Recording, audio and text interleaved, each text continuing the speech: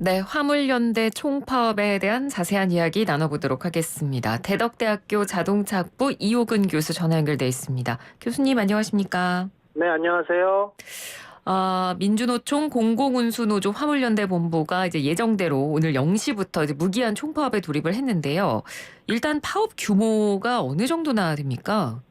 예, 우리나라 일단 전체 화물 노동자가 약 42만 명 정도 되거든요. 네. 그리고 조금 전에 말씀하신 것처럼 화물연대 조합원은 2만 5천 명으로 전체 숫자의 6%입니다. 그러니까 수적으로는 비율이 작기 때문에 큰 영향이 없을 것으로 보여지지만 업종에 따라 구분을 하면 이제 상당히 상황이 그렇게 녹록지 않거든요. 네. 왜냐하면 컨테이너와 시멘트 화물 차주들의 비중이 높다 보니까 파업이 각종 산업의 전후에 미치는 영향이 상당히 크다는 얘기죠. 결국 기간산업, 수출입, 건설업 이런 부분에 대한 어떤 영향이 매우 크기 때문에 지금 상당히 좀 민감한 상황이고요. 네. 말씀하신 대로 이제 오전 10시부터 부산, 인천, 군산, 광양, 전국 항만과 전국의 화물 물류 거점 16곳에서 출정식을 열었는데 네.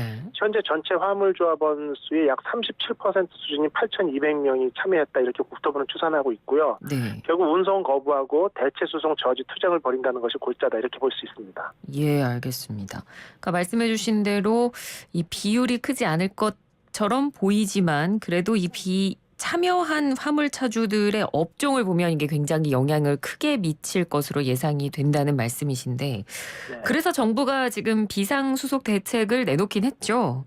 예, 맞습니다. 정부가 경찰, 해수부, 산업부, 국방부 등 관계 부처 합동으로 일단은 비상수송대책본부를 구성했는데요. 화물연대가 대체 운송 차량의 운행을 저지할 가능성이 높은 곳이죠. 항만이라든지 ICD, 결국 컨테이너 내륙 통관 기지를 말하거든요. 이런 데하고 고속도로 요금소, 휴게소 등에서 주요 이제 물류 거점에 경찰력을 사전 배치하고 112 순찰 강화를 통해 가지고 불법 행위를 방지할 계획이고요. 네. 또 군이나 지자체 물류단체들과 협력 체계를 구축해서 군 위탁 컨테이너 차량 등을 관용 차량을 투입하고요. 일반 자가용 화물 자동차의 경우도 유상 운송도 임시로 허가할 방침을 비상 대책으로 세우고 있습니다. 예, 알겠습니다. 자, 그럼 이번에 파업을 하는 이유에 대해서 저희가 좀 알아야 될 텐데 화물연대가 요구하는 주요 이 골자가 바로 안전운임제 폐지를 철회해달라는 얘기거든요. 이 안전운임제가 일단 뭔가요? 일단 안전운임제가 2020년 1월부터 시행되고 있는데 현재도 시행 중이고요. 네. 일단 화물차 노동자들에게 최저 운임을 보장해달라. 그래서 과적, 과속, 과로로 인한 사고를 막자는 취지이기 때문에 저는 당연히 긍정적이고 좋은 제도라고 보고 있고요. 네네. 그래서 일단 이 제도를 우선 컨테이너 화물차하고 시멘트 운반차 이런 두 차종에 한해서 3년 동안만 시행해보기로 한 거거든요. 네. 결국 2020년 1월에 시행했기 때문에 22년 12월 올해 말에 이제 일단은 임시 운행이 끝나는 거죠. 이 제도가. 그렇지만 이걸 연장하거나 확대하는 논의가 전혀 없다는 것이 문제로 제기되고 있는 거죠. 네. 그러다 보니까 화물연대 핵심 요구 사항은 안전운임, 일몰제죠. 올해 말에 이게 폐지되는 걸 연장을 하고 아니면 지속적으로 유지하도록 하고 그다음에 안전운임제를 아까 말씀드린 것처럼 컨테이너 화물이나 시멘트 운반차 두 차종에 대해서만 시행했는데 네. 전 차종 전 품목을 확대해야 된다. 그리고 현재 운송료를 좀 인상을 하고 지입제를 폐지하고 노동기본권 확대 이렇게 총 5가지지만 가장 중요한 핵심은 안전운임제에 대한 초점에 맞춰진 파업이다 이렇게 볼 수 있습니다. 네. 그러니까 일몰제로 시행이 돼서 올해 끝나니까 이제 완전히 이게 이제 역사 속으로 사라지게 될지 아니면 뭐 연장을 하더라도 어떤 형태로 달라질지 이런 거에 대한 이제 논의를 미리 했어야 되는데 그 논의가 네네. 없다 보니까 이제 파업까지 오게 된 거군요. 예, 그렇습니다. 네. 예, 알겠습니다. 그리고 또 요즘 이 화물연대가 또 힘들 수밖에 없는 이유가 아무래도 경유값을 포함한 전체적인 기름값이 너무 올랐기 때문이기도 할 것 같거든요. 그래서 이 기름값으로 피해를 본 뭐 비노조원도 비조합원도 참여를 한다는 얘기도 있고요. 맞습니다. 그래서 이제 최근 기름값 급등이 상당히 중요한 포션으로 차지하고 있는데 서울 지역 같은 경우는 일반 경유가 뭐 3,000원까지 올라갔다 네. 이런 얘기를 하고 전국 평균이 결국 이제 이번 첫째 주인 5월 29일에서 6월 2일까지의 경유 평균 가격이 한국석유공사가 유가정보서비스를 통해 가지고 공지를 하거든요. 네. 근데 이게 평균이 2,008원입니다. 거의 2,010원에 육박하고 있거든요. 그래서 국내 경유 가격이 지난달 11월 11일 휘발유 가격을 넘어선 이후로 처음으로 2,000원대를 돌파한 상태거든요. 근데 작년 말을 생각해보면 우리가 요소수 대란이 한 번 있었죠. 네. 그때 요소수 가격이 폭등하면서 뼈아픈 기억이 있었고 거기다 경유값까지 이렇게 지속적으로 오르면서 현재 일을 할수록 손실이 발생하는 구조다 이런 얘기들이 지속적으로 있었거든요. 그러다 보니까 이번에 여러 가지 얘기가 나오면서 일단은 이런 구조적인 부분을 해결을 해야 생계가 보장되지 않을까. 결국 아까 말씀하신 대로 비노조원들의 파업 동참에 아주 중요한 역할을 한 게 이런 부분이 아닌가 이렇게 네. 평가되고 있습니다. 그럼 정부가 이 유가연동 보조금 확대해서 지급한 건 그렇게 크게 도움이 되지 못하나 보네요. 예, 이런 부분들이 상당히 좀 부족했다라고 보고 이걸 좀 확대해달라 이런 얘기가 많이 나오고 있는 거죠. 예, 알겠습니다. 아까 말씀해 주신 대로 이제 화물연대는 안전운임제가 보장이 돼야 생계 유지가 가능하다. 이게 없이는 생계 유지가 굉장히 곤란하다 이런 입장인데 지금 관련해서 정부가 입장을 내놓은 건 아직까지 없는 상태입니까? 예, 그렇죠. 지금 일단은 이런 부분에서 지난 2일 화물연대와 국토부가 1차 교섭을 가진 건 맞습니다. 그런데 네. 이제 국토부는 안전운임제 시행 결과를 국회에 보고하도록, 왜냐하면 이제 올해 말까지이기 때문에 제가 볼 때도 한 5월, 6월까지 해서 2년 반 운행을 하고 그 운영에 대한 보고서를 준비하는 게 원론적이거든요. 근데 이제 국토부는 연말까지 일단은 일몰 시간이 넉넉히 남아있기 때문에 그 보고 결과가 어떻게 나올지도 모르니까 대화로 풀자라는 입장인 것은 실제 들어보면 또 타당성이 있습니다. 네. 특히나 안전운임제 시행 결과 보고서가 나오지 않은 상황에서 어떤 협상을 하느냐 곤란하다 동의할 수 있는 의견이거든요. 예.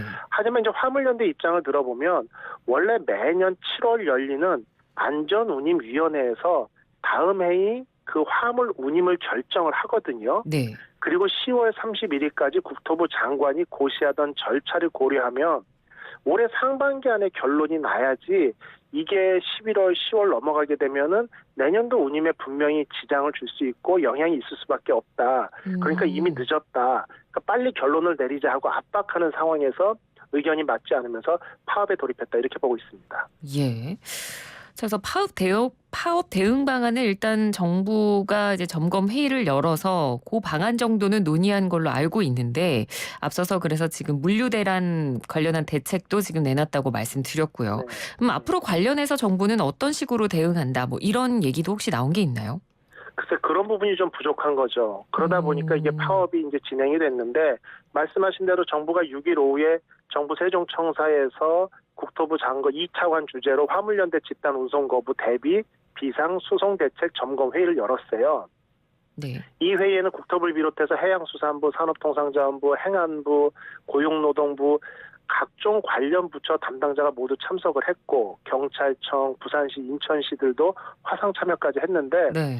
중요한 건 운송 거부에 대한 당장의 대책과 불법적인 요인을 채출하고 저지하겠다는 회의가 안건의 대부분을 차지하고 있고 네. 근본적인 원인 해결이 필요한 안전운임제 존속 여부라든지 내년도 운임을 예를 들면 올해는 특별한 상황이니까 10월 31일 고시 이후에라도 좀 보류해서 정하자.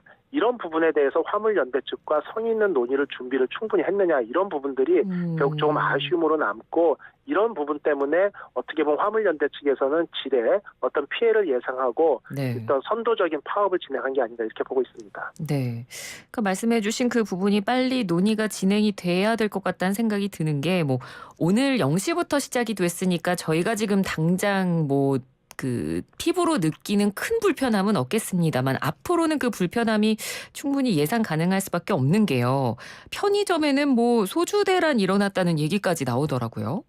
네, 맞습니다. 이제 7일 업계에 따르면 이번 사태로 당장 편의점 업계에서 소주 물량 확보에 비상이 걸렸는데 네. 뭐 이게 그 업계별로 좀 프랜차이즈별로 말씀을 드리면 세븐일레븐 같은 경우는 지난 4일부터 점포별 발주의 병과 이제 페트병을 한 박스 이상 주문 못하도록 조치를 했고요. 이마트 같은 경우 24시 같은 경우도 병 제품은 뭐 3박스 뭐 이런 식으로 미니스탑은 뭐 병은 한 박스, 페트는 10개씩만 이런 식으로 지금 계속 이런 제한을 걸고 있거든요. 네. 결국 이런 발주 정지 상황이 이 화물 대란, 물류 대란을 통해 가지고 소주의 유통이 좀 어려워질 경우에는 지속적으로 확대될 수밖에 없고요. 가장 서민적인 주류의 하나인 소주가 물류 대란으로 발이 묶인 상황이 참 아이러니하다 이렇게 전문가들은 평가하고 있습니다. 그러니까요. 지금 이렇게 발주 물량 자체가 제한돼 있고 이게 좀 파업이 장기화가 되면 실제로 이 제품을 사고 싶은데 못 사는 상황까지도 나중에는 갈 수 있겠네요.